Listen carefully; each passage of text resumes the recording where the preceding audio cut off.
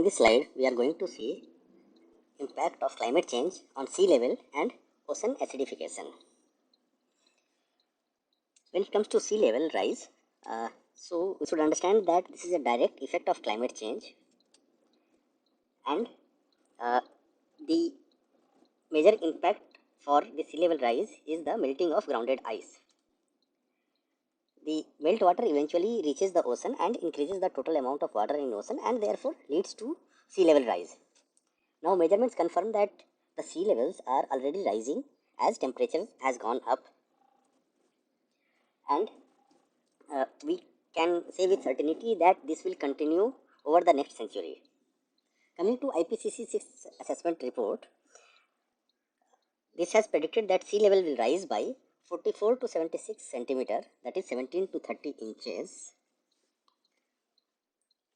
above today's level by 2100 under the most likely scenario, that is SSP2. So such a sea level rise may not seem significant at this moment, but the effect can be very serious. So to understand this, let me quote with some example. So in Florida, a sea level rise in the middle of this projected range, that is 44 to 76 centimeter, will lead to flooding of 9% of Florida's current land area at high sea tide. Also, because sea melts slowly, so the amount predicted for this century is also because ice melts slowly, so the amount predicted for this century is just a small fraction of how much sea level rise we are going to see. And based on the observations of previous changes in climate, it can be estimated that sea level rise will happen by a few meters for every degree of warming. So this means that a few degrees of warming this century would lead us to many meters of sea level rise in the next century. So it will take the real impact of sea level rise will be seen beyond 2100, and it will happen more rapidly in a tipping point scenario. This tipping point scenario we have already seen and in the previous slides, and we'll be seeing also in the further slides. Now coming to another impact of climate change.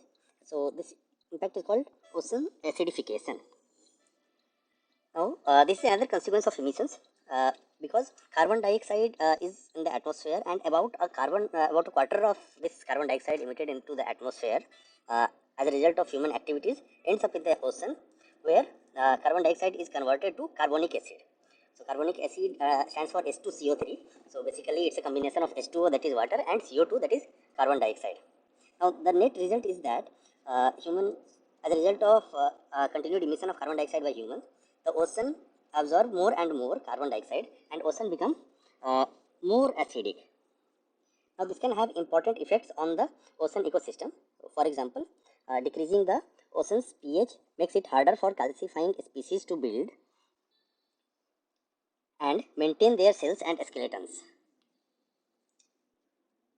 Also, these species will find it more and more difficult to extract carbonate from water for use in their cells or skeletons, and as a result of all this, the chemistry of the ocean will increase to the point where it is fatal for these species to survive.